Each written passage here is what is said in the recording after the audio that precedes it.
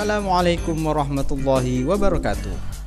Anak-anakku yang soleh-soleha, bagaimana kabarnya hari ini? Semoga kita semua masih tetap dilindungi oleh Allah Subhanahu wa Ta'ala dari berbagai macam penyakit. Sebelum kita memulai pelajaran hari ini, marilah kita bersama-sama membaca basmalah. Bismillahirrahmanirrahim. Hewan dan tumbuhan beradaptasi atau penyesuaian diri terhadap lingkungan bertujuan untuk melindungi diri dari pemangsa dan memperoleh makanan. Melindungi diri dari musuh. Beberapa hewan melakukan penyesuaian diri untuk melindungi diri dari pemangsa. Yang pertama adalah landak. Landak memiliki kulit berduri dan kaku yang berfungsi untuk melindungi diri dari musuhnya. Saat terancam bahaya, landak akan mengembangkan durinya. Musuh akan terkena duri tersebut ketika menyerang landak. Cecak dan kadal memutuskan ujung ekornya untuk mengelabui musuh. Jika ada pemangsa menyerang, maka kedua hewan tersebut segera memutuskan ekornya. Pada saat perhatian pemangsa tertuju pada ekor yang bergerak-gerak, cecak atau kadal akan melarikan diri menjauhi pemangsa. Kalajengking, lebah dan kelabang mempunyai alat sengat. Sengat tersebut digunakan untuk melukai musuh saat hewan tersebut diserang atau terancam bahaya. Bunglon mengubah warna tubuhnya. Bunglon mampu mengubah warna tubuhnya sesuai dengan warna lingkungannya. Dengan demikian, bunglon dapat menyamarkan dirinya sehingga dapat terhindar dari serangan pemangsa. Walang sangit akan mengeluarkan bau yang menyengat hingga tidak disukai oleh pemangsa. Cumi-cumi akan mengeluarkan tinta yang dapat mengelabui pemangsa.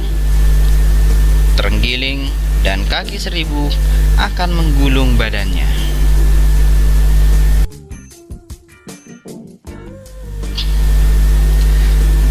Tujuan yang kedua, hewan beradaptasi untuk memperoleh makanan. Untuk memperoleh makanan tersebut, burung memiliki bentuk paruh yang berbeda-beda. Paruh burung elang besar dan runcing untuk mengoyak makanan berupa daging. Paruh kolibri berbentuk kecil, pendek dan runcing untuk menghisap madu. Paruh pelikan besar dan berbentuk seperti kantong untuk menangkap ikan. Paruh pipit pendek dan kuat untuk makanan berupa biji-bijian. Paruh bebek seperti dayung atau sudu untuk mempermudah mencari makan di lumpur.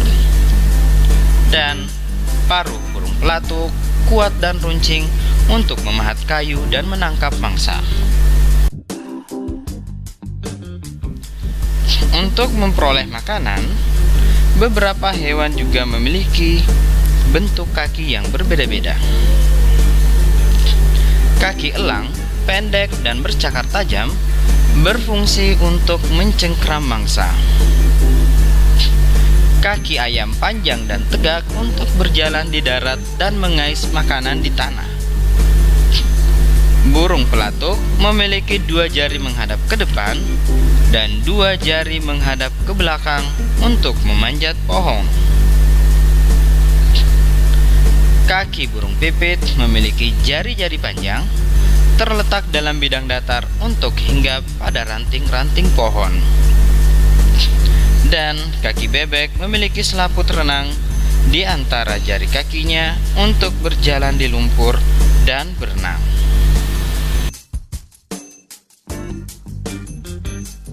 Selanjutnya, bentuk mulut. Variasi bentuk mulut terdapat pada serangga. Berdasarkan jenis makanannya, jenis mulut serangga dibedakan menjadi 4, yaitu mulut penghisap, mulut penusuk dan pengisap, mulut penjilat, dan mulut penggigit. Contoh serangga yang memiliki mulut pengisap adalah kupu-kupu. Mulut penusuk dan pengisap dimiliki oleh nyamuk. Mulut penjilat dimiliki oleh lalat dan lebah. Sedangkan mulut penggigit dimiliki oleh belalang dan semut. Contoh penyesuaian struktur atau alat tubuh hewan terhadap lingkungannya yang terakhir adalah lidah yang lengket dan panjang. Lidah yang lengket dan panjang dimiliki oleh beberapa hewan seperti cicak, bunglon, dan landak semut. Lidah tersebut digunakan untuk menangkap mangsanya berupa serangga. Bagaimana cara hewan beradaptasi pada kondisi lingkungan tertentu? Inilah yang akan kita pelajari selanjutnya. Yang pertama adalah unta. Unta merupakan salah satu hewan yang hidup di daerah gurun yang panas dan kering.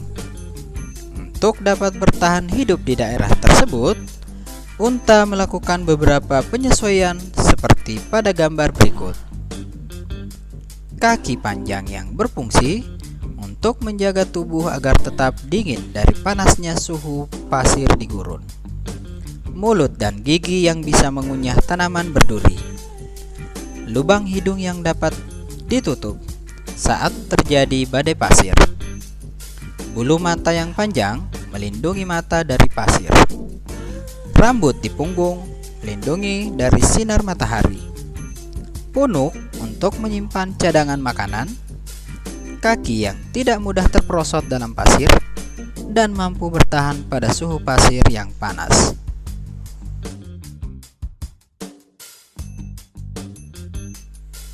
Beruang kutub. Beruang kutub hidup di daerah yang sangat dingin di permukaan bumi, yaitu di kutub.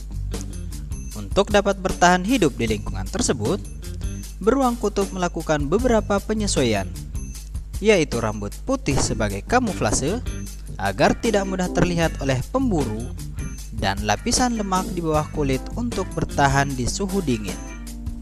Kamuflase adalah kemampuan yang dimiliki hewan untuk menyesuaikan warna atau bentuk tubuhnya dengan lingkungan di sekitarnya, dengan cara memanfaatkan warna atau bentuk tubuhnya agar sesuai dengan lingkungan sekitarnya.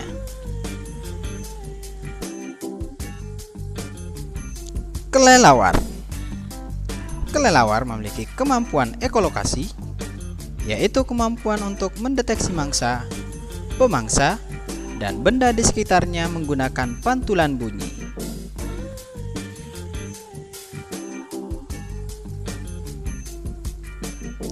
Lumba-lumba dan paus. Kedua mamalia ini hidup di laut. Alat pernapasannya berupa paru-paru. Oleh karena itu, kedua hewan ini kerap muncul di permukaan laut jika akan menghirup oksigen. Sama seperti kelelawar, kedua hewan ini juga memiliki kemampuan ekolokasi.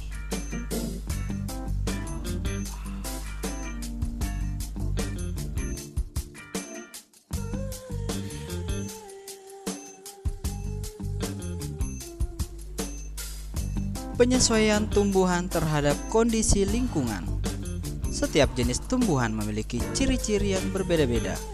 Perbedaan ciri setiap jenis tumbuhan merupakan salah satu bentuk penyesuaian diri atau adaptasi. Adaptasi adalah kemampuan makhluk hidup untuk menyesuaikan diri terhadap lingkungannya.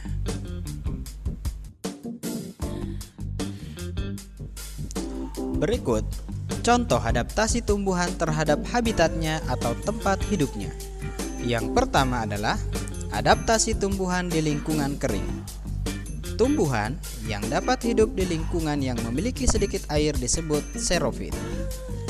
Contohnya pohon kurma, lidah buaya, cocor bebek, dan kaktus. Perhatikan gambar berikut untuk mengetahui adaptasi yang dilakukan tumbuhan kaktus agar dapat bertahan di lingkungan yang kering. Akar sangat panjang untuk mencari sumber air, batang tebal dan berisi banyak cadangan air, daun termodifikasi menjadi duri untuk mengurangi penguapan, permukaan batang berlapis lilin untuk mengurangi penguapan.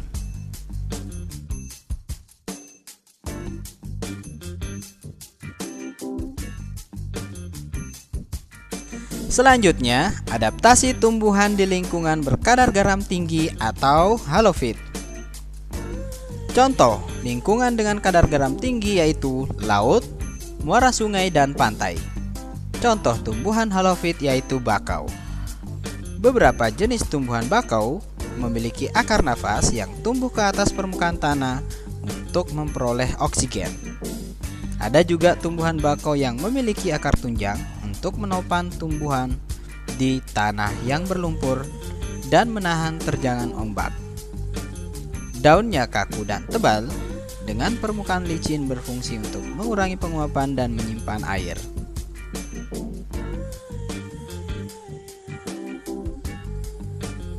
Selanjutnya, adaptasi tumbuhan di lingkungan air. Tumbuhan yang dapat hidup di lingkungan air disebut hidrofit. Contoh tumbuhan hidrofit adalah teratai dan eceng gondok. Teratai memiliki daun yang lebar untuk mempercepat penguapan. Daun yang lebar juga berfungsi agar dapat mengapung di permukaan air. Daunnya berlapis lilin untuk mencegah daun membusuk karena terlalu terkena air. Eceng gondok memiliki pangkal tangkai daun berongga yang berfungsi untuk membantu mengapung di permukaan air. Akarnya lebat untuk menjaga keseimbangan tumbuhan agar tidak terbalik. Adaptasi tumbuhan di lingkungan lembab. Tumbuhan yang dapat hidup di lingkungan lembab disebut higrofit. Contoh tumbuhan higrofit adalah begonia dan tumbuhan paku. Oleh karena hidup di tempat lembab, penguapan terjadi sangat lambat. Air dikeluarkan melalui struktur khusus pada daun yang disebut stomata air atau hidatoda. Yang terakhir, adaptasi tumbuhan di lingkungan miskin nitrogen. Tumbuhan yang tumbuh di lingkungan miskin nitrogen biasanya melakukan penyesuaian diri dengan memerangkap serangga, kemudian mencerna sebagai sumber nitrogen. Contohnya Venus dan kantong semar.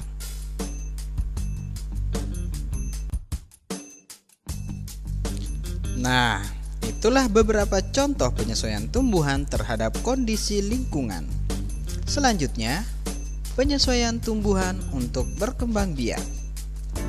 Beberapa tumbuhan yang melakukan adaptasi untuk membantu perkembangbiakan atau reproduksi sebagai berikut.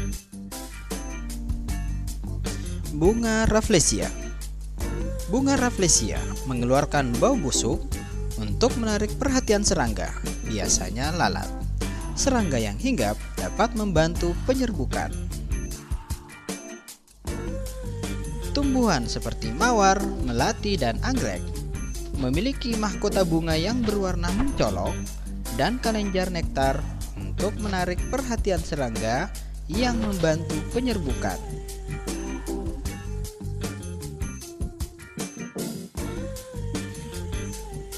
Bunga dandelion memiliki cara yang unik dalam penyebaran benihnya. Benih yang sekaligus buahnya memiliki struktur tambahan seperti serabut halus yang membantunya agar mudah terbawa angin. Jika benih tersebut jatuh di tempat yang sesuai, benih itu akan tumbuh menjadi tumbuhan baru. Nah, kita telah mempelajari jenis penyesuaian tumbuhan terhadap berbagai lingkungan. Selain untuk penyesuaian diri, beberapa jenis tumbuhan memiliki ciri khusus sebagai perlindungan diri dari pemangsa. Tumbuhan tidak dapat bergerak atau berpindah tempat jika ada pemangsa yang datang. Oleh karena itu, tumbuhan melakukan beberapa penyesuaian diri untuk melindungi diri dari pemangsa. Berikut beberapa contoh penyesuaian diri yang dilakukan tumbuhan untuk melindungi diri. Yang pertama, memiliki duri. Beberapa tumbuhan memiliki duri pada batang atau buah untuk melindungi diri dari pemangsa. Misalnya mawar, rotan, dan buah durian.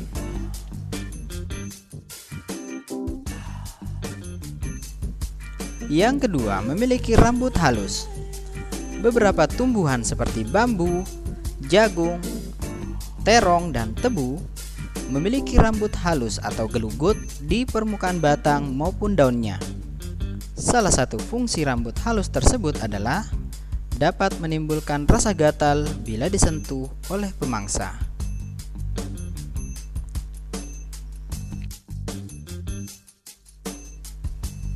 Selanjutnya, daun yang tajam.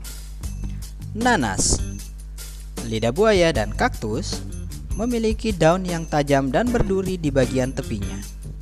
Hal ini juga bertujuan untuk melindungi diri dari pemangsa. Menghasilkan getah.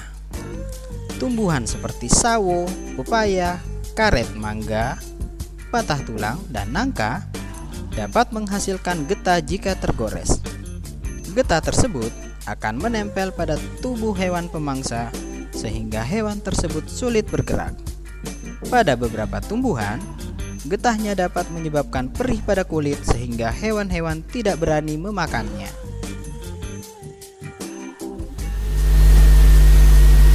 Demikianlah materi untuk hari ini. Wassalamualaikum warahmatullahi wabarakatuh.